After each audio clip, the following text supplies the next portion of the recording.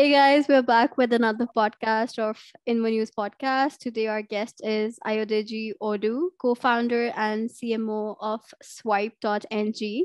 Swipe's mission is to drive credit card adoption in Africa through cards as a service, which is also known as CAAS, solution that enables organizations to manage expenses, access float, and offer their employees flexible access to earn salaries with zero interest.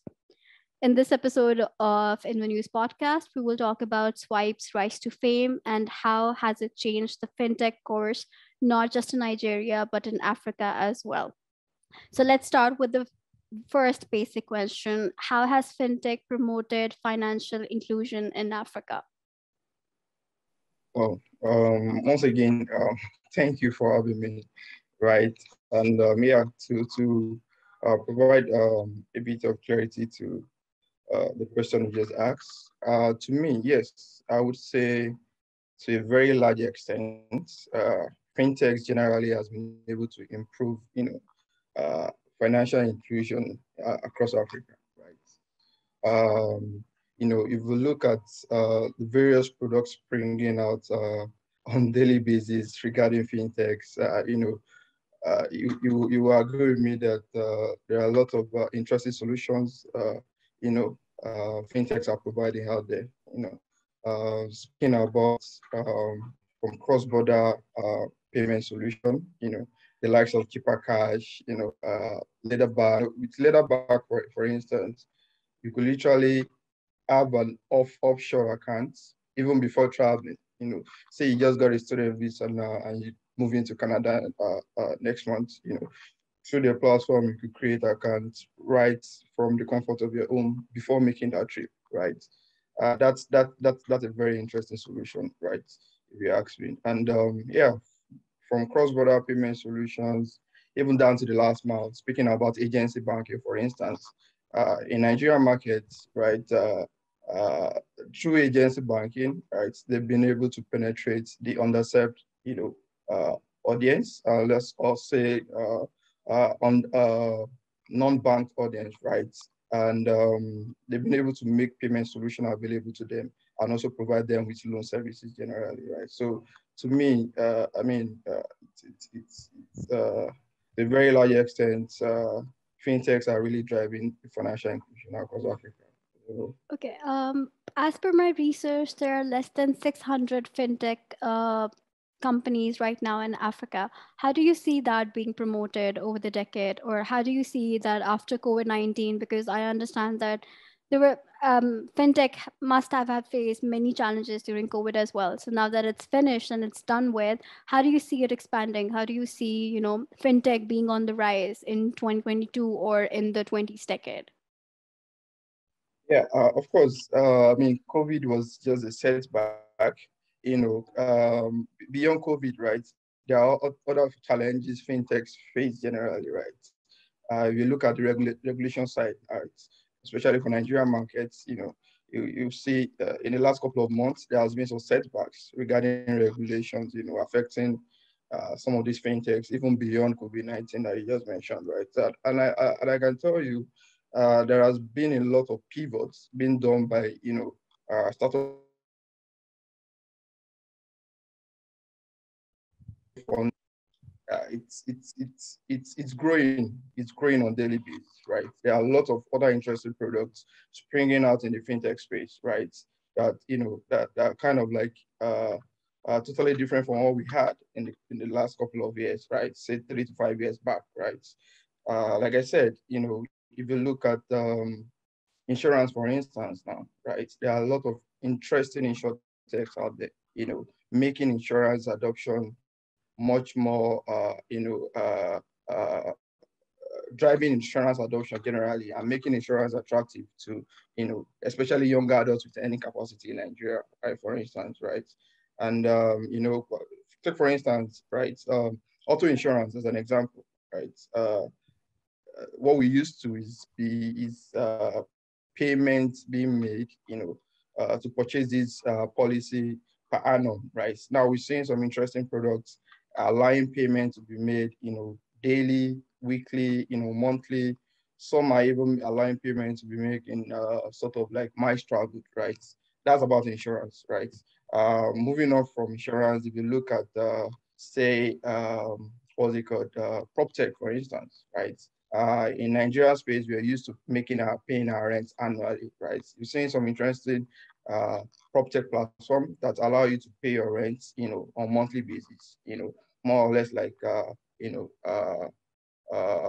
what's it called, like providing loan services to you, but not to you directly, providing it to your landlords directly, which allows you to have that flexible payment from your end, you know. And yeah, there are a lot of other interesting stuff of where we having, interesting fintech springing up, right? And yeah, to a very large extent, the numbers are growing really. Numbers are growing even in the midst of the others and obvious challenges being faced by this fintech. Yeah. I can see that you're very, very passionate about this subject, and that I think that is something that is very hard to find these days. That to run your own fintech company and to be so passionate about it and to just feel so deeply about it. So is that how the idea of Swipe was created and it came into existence? Why don't you just tell us something about that? Oh, thank you very much. So, yeah, Swipe, yeah, Swipe idea was created out of, simply making life easier for, any young adult out there with any capacity, right? So the idea is that, so far you're working and you have a good job, you have some sort of income, you should be able to make some, purchase, right?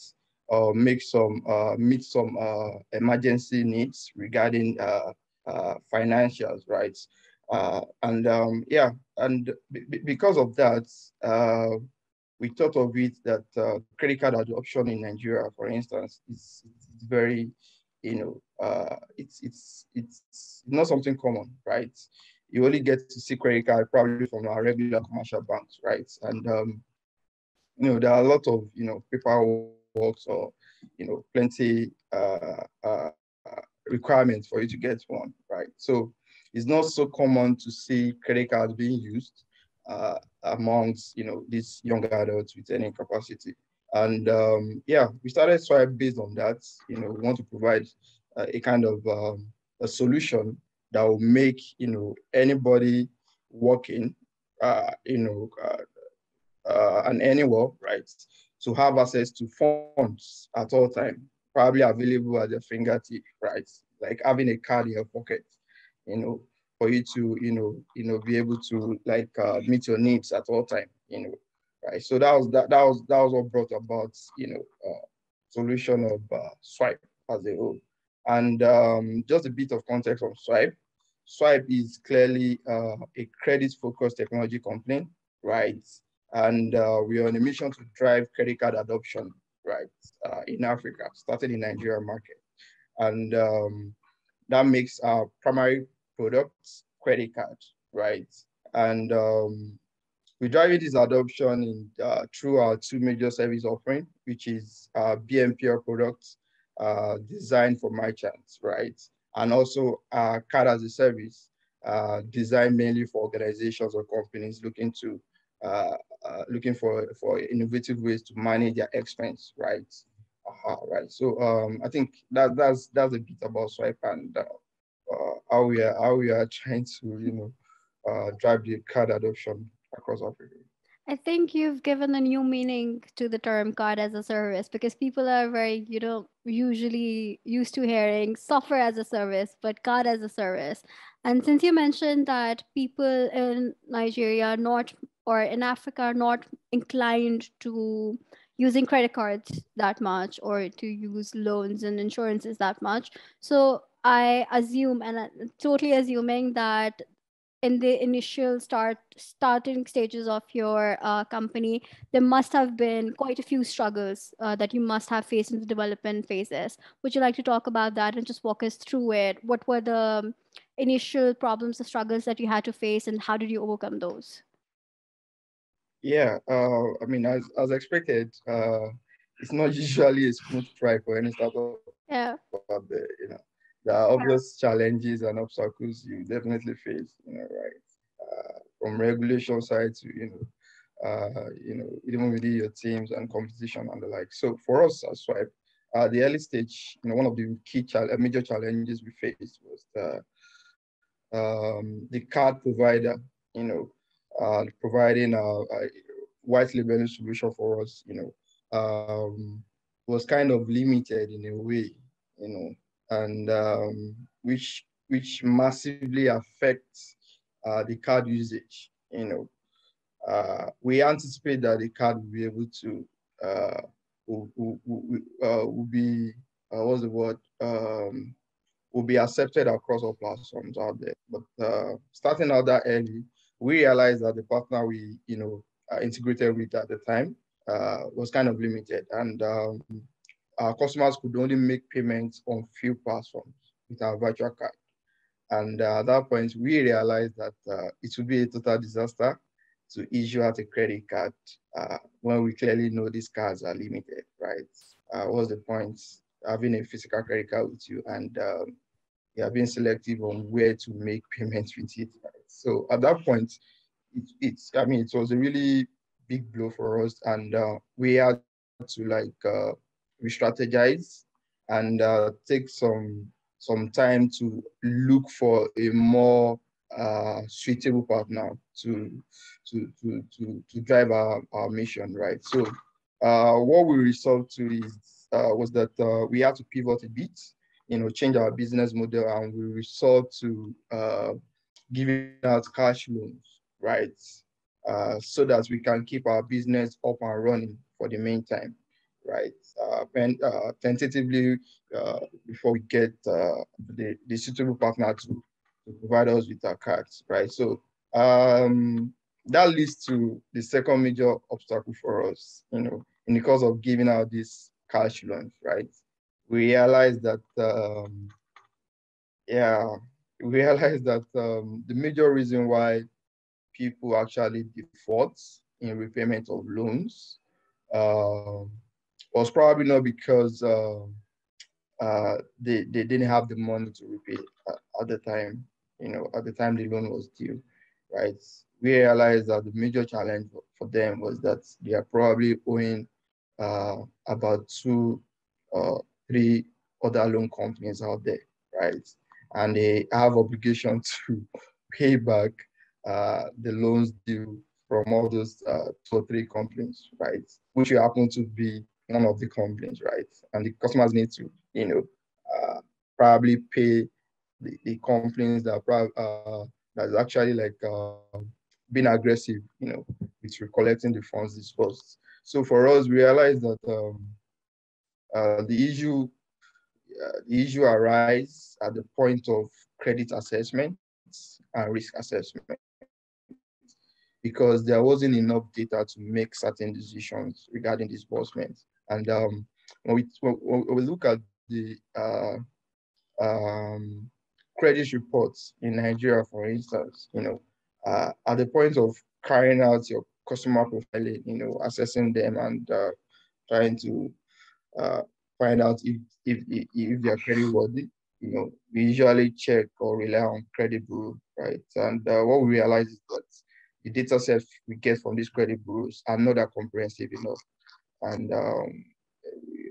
And simply because only commercial banks in our markets, right, are actually obligated to report to this credit bureau on loan profiles, right? And beyond these commercial banks, we have a lot of other loan fintechs, out there, and probably do not comply with reporting their loan profile, right, to the credit bureau. So that leads to a situation whereby when you carry out checks on some of these customers, you won't be able to see that, okay, this particular customer is, owing two or three loan companies out there, probably fintechs, right? But if it's commercial banks, you could see. But then we already know that fintechs are the one driving this financial inclusion to these, same targets, right? And this kind of leads to a lot of risk and exposure to us. And we experience some, deep in what's it called, default rates. You understand? And yeah, that was another second major obstacle for us where we're giving out the cash loan, right? And yeah, over time we're able to find a suitable partner to rely on for our card generation, right? We've been able to partner with Mastercard together with InterSwitch and Providus Bank, right, in Nigeria. And now I mean, we are fully back on what we set out to do, which is to provide credit cards to young adults with earning capacity in Nigeria. Yeah. Okay. So I believe that what sets one fintech apart from another fintech is their mission and their values. And like you've clearly stated, you've wanted to make a change in the Nigerian market and in Africa as well. So I understand that the problems that you faced, I think many other fintech must have faced the same problems during the development stages as well. But now that you're past that, are there recurring problems? Are they done with, or do you face every new problem with every new phase? How does that go about? No, no, no, no. Those are the key major challenges we face, right? And Yeah. we actually learned a lot from them, and because of that, they say once beaten, twice shy, right? There are some challenges with that we've been able to move past and that not record. You understand? And yeah, I would moving on from that, I wouldn't say we have any major challenge aside from those two major ones I mentioned earlier. From the lessons we've been able to learn, we actually upgraded our system, to to to to have access to enough data to even make decision at the disbursement stage. And we also have, improved solutions on, getting those disbursed loans out, right? Like direct debits and the like. So I wouldn't say we have recurring challenges in that area. Okay. So this is a very personal question, but how many current members are there in your team? Do you have a full in-house team, or are you outsourcing your work? You found somebody else to, help you out with the development phases or with the front end and back end of your website? How does that work? So yeah, interesting. We have a founding team of four. Um, Myself holding the position of CMO. Um, we have someone on the position of CTO, which oversees all the tech department. And of course, we have a CEO handling the product management part. And we have another co-founder as well handling the business development part, right? So that's about our founding team. Currently, we are all on full time, right? And currently, we have about 11 other employees, cut across marketing, yeah, and engineering team, basically. So yeah. CMO is a very fun title, Chief Marketing Officer. So, what are I just say, what are the preliminary steps that you feel like would be best to promote fintech in the African continent? And maybe if you want to further expand it, what would be the first steps that you would think of as a CMO?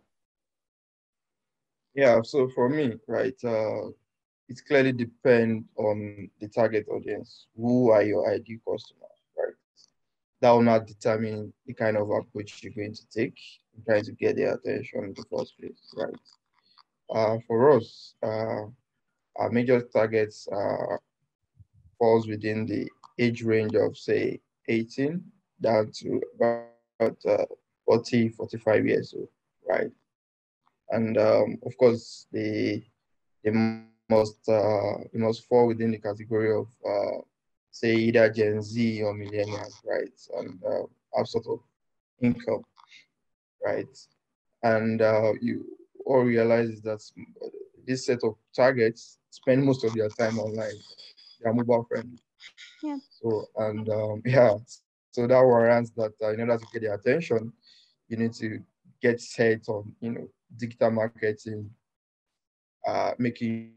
of social media, uh, Twitter and the likes, right? And yeah, that's about end customers, right? So when we talk about our businesses, right? Because the model we actually adopt is B2B to C, right? We go through some businesses to get to our end customers, right? So we look at the businesses we try to onboard to get to our customers. That means we need to have some foot soldiers on ground, right? You know, to clearly have initiate a complete sales process, from leads generation to filtering these leads to qualifying leads, and then moving on to trying to close these leads and making them your customer, right? So there are a lot of steps involved in that sales cycle, right? And for us, we try to engage business developers in that regard. You understand? To acquire our merchants for BNPL products, and also to acquire organizations or companies for our card as a service product, right? So we need to build relationship with these people and get them engaged, to onboard them and make them full-time customer, right? Yeah. So I mean that would be my response to your question. What maybe to It does actually. It does clear up a lot of things because speaking from somebody who is from the marketing team and hearing things from a CMO's point of view actually clears out a lot of things.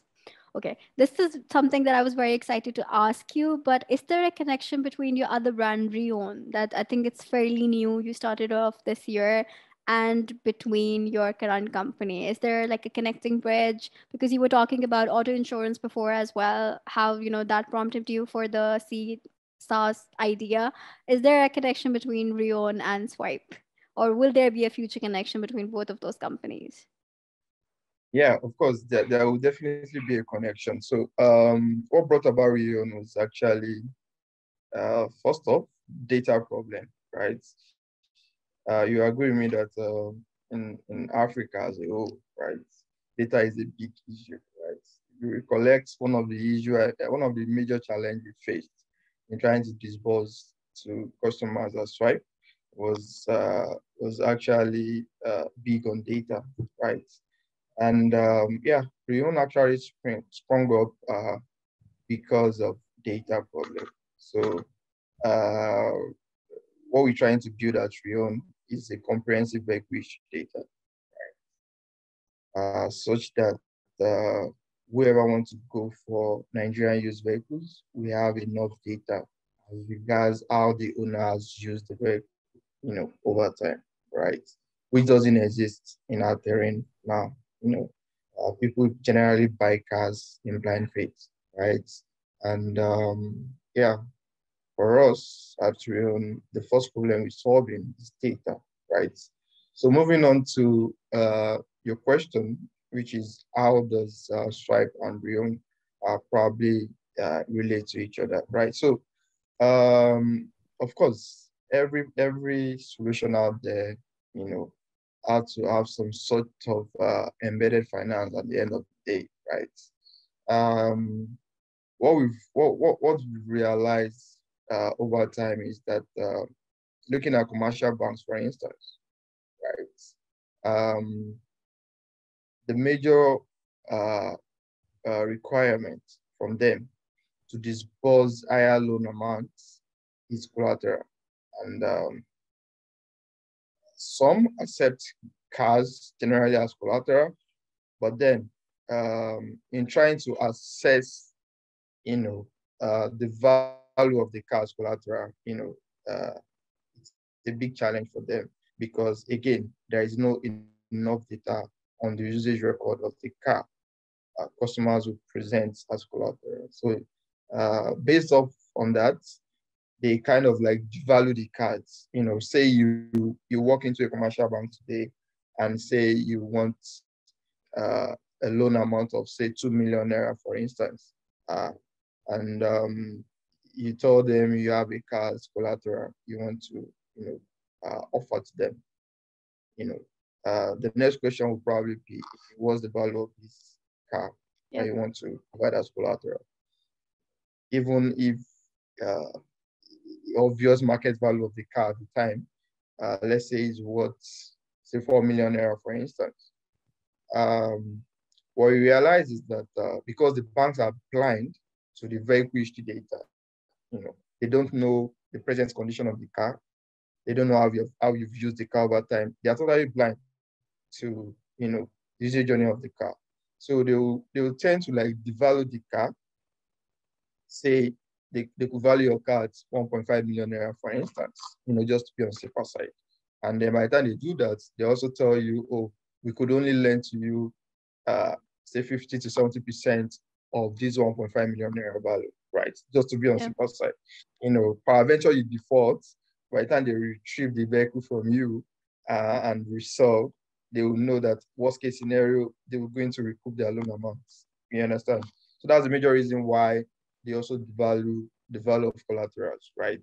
And again, the reason they do that is because they are totally blind to the data. So for us at Rion, we're trying to build this data, and in trying to build this data, we are going to expose these customers to loans, right? Of course, from third-party financial company. You know, Yep. in this regard, Swipe can be one of the partners. You understand? So that those people, those customers who will be private car owners, would have access to loans, right? Using their car as collateral, not just loans, higher amount of loans using their car as collateral. So in this regard, they will get uh, the accurate value of the cars they want to use as collateral, and that will unlock higher loan amounts for them. Because for the third-party financial company that we're going to, uh, provide these loans, Swipe, for instance, they are going to have access to comprehensive vehicle history data that we would have compiled over time. You understand? So that's how I can see, you know, Swipe correlating, or with Rion, right? And beyond providing financial service to these car owners in the course of compiling the vehicle history data, we're also going to expose them to insurance, try to drive insurance adoption uh, uh, amongst these private car owners, right? What that means is that if you want to use your car as collateral, that means you're going to have to insure the collateral. You understand? And while you're trying to insure the collateral, we're also going to expose you to maintenance plans, right? Yep. Because that's how we get to, compile your data over time anyway. You understand? So you could see that all these are kind of like interrelated and kind of connected, right? And if you ask me, these are financial services that we are providing, by leveraging on, compiling very rich data for our ID customers at Real.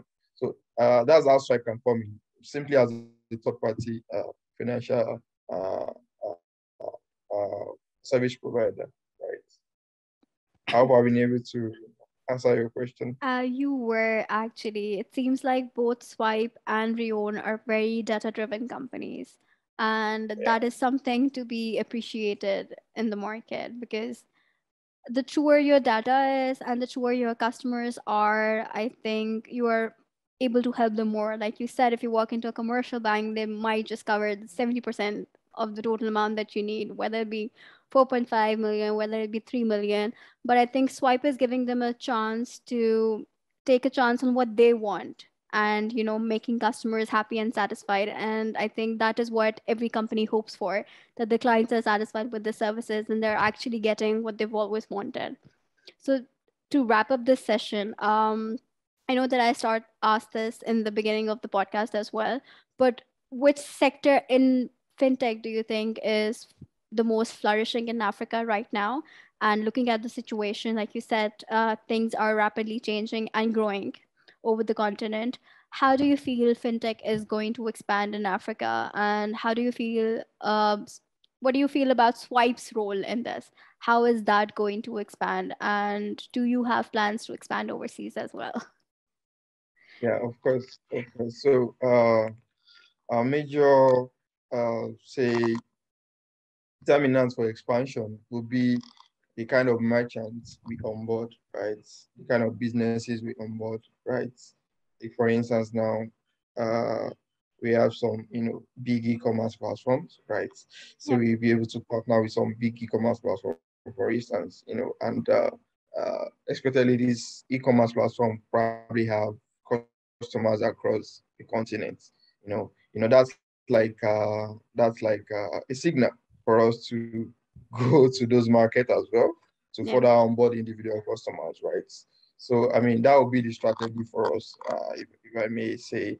And yeah, speaking about, you mentioned in your questions as which fintechs do I think is growing more adoption in Africa space, right?